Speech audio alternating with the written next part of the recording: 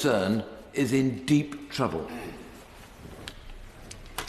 My Lords, I join others in thanking Baroness Kindred in securing this debate.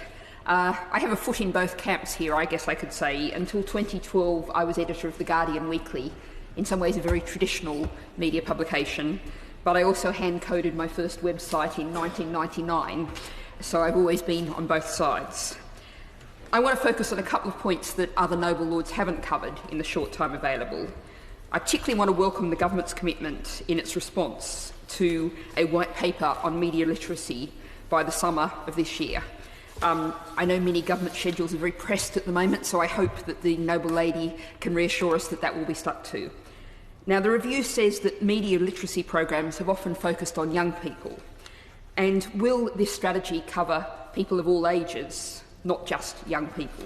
Because the Cairncross report says the Institute for Public Interest News, and I share the noble lady Baroness Holland's regret that the government has dismissed that as a possibility.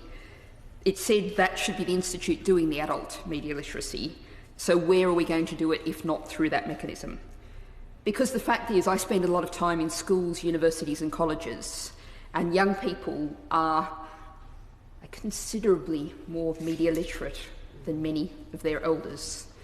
They're very, very aware of politics, the young climate strikers, the young trade union activists I meet.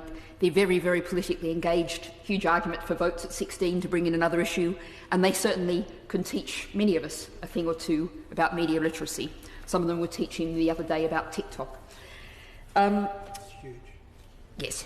Now, the second point I wanted to bring up is the issue of media ownership reform, which comes up a number of times in the report, but so far as I could find is not mentioned at all in the government response. The Media Reform Coalition in 2014 described this as the elephant in the room, and the Cairncross report does engage with this in a number of places. Now, Baroness Hollands again referred to the local media concentration, but the national media concentration, we've got 3 companies, at least 70% of the national print market, Rupert Murdoch's News UK holding a third of the entire market share. These are deeply concerning issues for our democracy, and they continue to be an issue. A quarter of local government areas aren't served by a local newspaper. 35% are covered by a single local news outlet.